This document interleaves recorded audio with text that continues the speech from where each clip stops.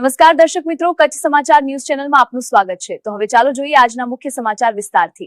એશિયાના સૌથી ધનિક ગામ માધાપર નવાવાસમાં આવેલ માધવ રેસિડેન્સી ઐશ્વર્યાનગરના લોકો ગટર અને રોડ રસ્તાની સમસ્યાથી ત્રાહિમામ।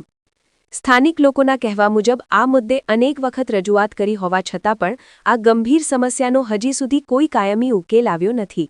છેલ્લા 14 વર્ષથી આ વિસ્તારમાં ગટર તેમજ પેવર બ્લોક રોડની સુવિધાનો અભાવ જોવા મળી રહ્યો છે।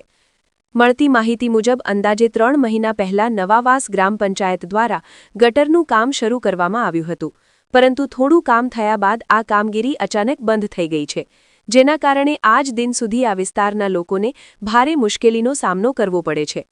હવે તો ગટરના ગંદા પાણી રોડ ઉપર વહેવા લાગ્યા છે, જેના કારણે મચ્છરોનો ઉપદ્રવ વધી ગયો છે અને ગંભીર રોગચાળો ફાટી નીકળવાની ભીતિ અને અકસ્માતની શક્યતાઓ વધી ગઈ છે। આ બાબતે ત્યાંના સ્થાનિક લોકો ખૂબ જ મોટી સંખ્યામાં એકત્રિત થઈને ગ્રામ પંચાયતના સરપંચ સમક્ષ લેખિત રજૂઆત કરવા આવ્યા હતા, પરંતુ ગ્રામ પંચાયતમાં સરપંચ હાજર ન હોતા ખૂબ જ હોબાળો મચી ગયો હતો। સ્થાનિક લોકોએ તલાટી સમક્ષ વિસ્તારપૂર્વક વાત કરતા તલાટીએ પણ આ વાતને સ્વીકારી હતી અને કામ જલ્દી ચાલુ થશે એવી ખાતરી આપી હતી। સ્થાનિક લોકોનું કહેવું છે કે આજે આટલા બધા લોકોની ઉપસ્થિતિમાં અને મીડિયાની મોજૂદગીમાં માધાપર નવાવાસ ગ્રામ પંચાયતને લેખિત રજૂઆત કર્યા પછી તંત્ર આ રજૂઆતને કેટલી ગંભીરતાથી લે છે અને આ વિસ્તારના લોકોને આ બાબતે ક્યારે રાહત મળે છે, નહીંતર હવે કચ્છના કલેક્ટર, ડીડીઓ, જિલ્લા પંચાયતના અધિકારીને અને સાંસદ સમક્ષ રજૂઆત કરવામાં આવશે। મારું નામ મયુર ભાનુશાલી છે।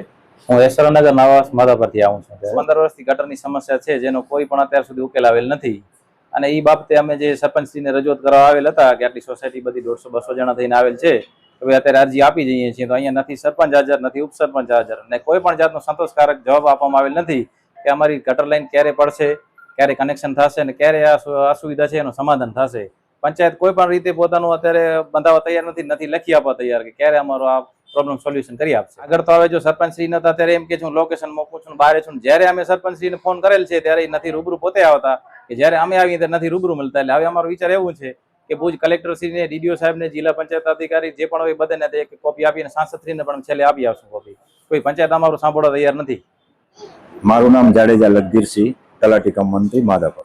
વાકે 12 મહિનાથી અને હમણાં 3 મહિનાથી કામ બંધ છે, જેમાં આપણા એક ભાઈ ઓફ થઈ ગયા હતા, ગટર નવું કામ ચાલુ હતું, એના કારણે ફિલહાલ કામ બંધ છે। શરૂ થવા માટે કે સેફટીના સાધન બનાવવા માટે આપેલ છે, એ 15-20 દિવસમાં આવી જશે, પછી કામ ચાલુ કરવામાં આવશે। એક ગટર આપણી બ્લોક થઈ ગઈ હતી કેસરબાગ ચોકડી ઉપર, જે 23 ફૂટ ઊંડી હતી, એના કારણે માટે થોડો ખાડો કરીને કામ કરેલ છે, બીજું ક્યાંય કામ કરેલ નથી। જે સરકાર ગ્રાન્ટ આપે છે એ જે વિસ્તારની ગ્રાન્ટ આવેલ છે તેના કામ થયેલ છે અને જ્યાં બાકી છે એ હવે ચાલુ થશે અને બાકી જે આ મેઇન લાઇન છે એના જ્યારે સેફટીના સાધન આવી જશે, કારણ કે માધાપરની અંદર ઓછામાં ઓછી 23 થી 27 ફૂટ ઊંડી ગટર લાઇન છે, એના કારણે થોડુંક અત્યારે કામ બંધ છે।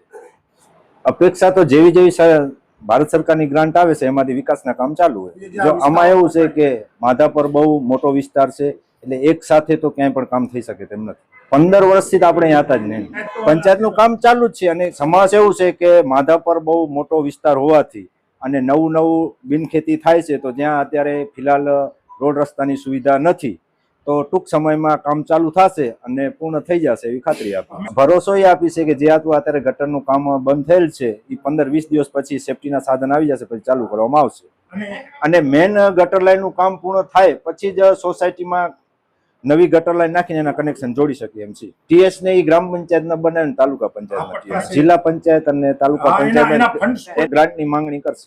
અત્યારે હવે નવી બોડી આવશે પછી તો આપણે એમને દરખાસ્ત મોકલી શકશે ને જિલ્લા પંચાયત ને તાલુકા પંચાયત, કારણ કે હવે જે જૂની ગ્રાન્ટ હતું એ તો પૂર્ણ થઈ ગઈ છે। નવી બોડી આવી જશે એટલે અમે તાલુકા અને જિલ્લા અત્યારે કોને મોકલશે? જિલ્લા પ્રમુખ, તાલુકા પંચાયત અને જિલ્લા પંચાયત ને નવી ગટર અને પાણી માટેની માંગણી કરશે। સાંસદ સભ્ય અને એમએલએ સાહેબની ગ્રાન્ટમાંથી માંગણી કરશે કે જેમાં આપણી ગટરની સુવિધા પૂર્ણ થઈ શકે। માધવ રેસિડેન્સીમાં રહું છું। ગટરનો પ્રોબ્લેમ 15 વર્ષથી રહેવા આવ્યા છીએ। ગટરનો પ્રોબ્લેમ છે, અમારું પાણી બારે જાયરું ગટરનું અને અહીંયા અમે આજે પંચાયતમાં આવ્યા હતા અરજી લઈને, પણ અહીંયા સરપંચ નથી, માધાપરના વાલજીભાઈ સરપંચ નથી, ઉપસરપંચ નથી, કોઈ સરપંચ નથી, અમને કોઈ જવાબ આપતા નથી સરખા. અમે કેટલી વખત આયા, ગટરની લાઈન ગટરનું કામ ચાલુ હતું છતાં એમને ગટરનું કામ બંધ કરી નાખ્યું કે છે ઓલો ભાઈ ઓફ થઈ ગયા છે તો અમે ગટરનું કામ બંધ કર્યું છે. તો હવે 3-4 મહિના થઈ ગયા એ ભાઈને તો પણ હજુ કામ ચાલુ કર્યું નથી. એક વખતે તો અમારા છોકરા ગટરના પાણીમાં પડ્યા અને કે મમ્મી આ કેવી વાસ આવે છે. તો હવે આનો નિવાડો કેદી આવે ગટરના પાણીનો? અત્યારે અમને કોઈ જવાબ મળ્યો નથી. અહીંયાથી અમે પાછા જઈએ છીએ. અમે ઐશ્વર્યાનગર માધવ રેસિડેન્સી માંથી આવ્યા છીએ. માધવ રેસિડેન્સી ના રહેવાસીઓ બધા આવ્યા છીએ. ગટરની સમસ્યાને લઈને આવ્યા છીએ.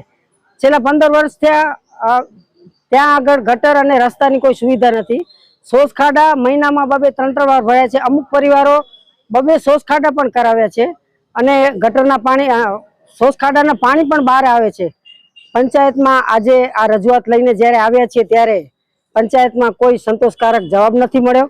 સરપંચ સાહેબ પણ હાજર નથી અને ઉપસરપંચ સાહેબ પણ હાજર નથી. હવે આગળ રહેવાસીઓએ વિચાર્યું છે કે જો અહીંથી સંતોષકારક જવાબ નહીં મળે તો અમે આનાથી પણ આગળ વધીશું અને બીજી અન્ય કચેરીઓમાં પણ આવેદન આપીશું. અને પહેલાંય અમે 4-5 વર્ષ પહેલા આવ્યા હતા આવી રીતે જ આખા ઐશ્વર્યાનગરના બધા ભેગા થઈને આવ્યા હતા, પણ ત્યારે પણ કાંઈ થયું નહોતું અને અત્યારે નથી ને. લેખિતમાં તો અવારનવાર દેતા જ રહીએ છીએ છતાં પણ કાંઈ કોઈ આનો જવાબ મળતો નથી આગળ. આમને આમ આવા જ વર્ષોથી આને હાલત છે. કામ અધૂરા મૂકી દે છે અને આગળ કાંઈ વસ્તુ વધતી જ નથી. આમાં હું ઐશ્વર્યાનગરમાંથી આવું છું. આજ 15 વર્ષથી અમે ગટરની રજૂઆત કરી છે પણ કોઈ અમને જવાબ આપતું નથી પંચાયતમાં. આ 3 મહિના સખત અમે આવી છીએ પણ કોઈ હજી કાંઈ કામગીરી કરતું નથી. બંધ થઈ ગઈ છે ગટર.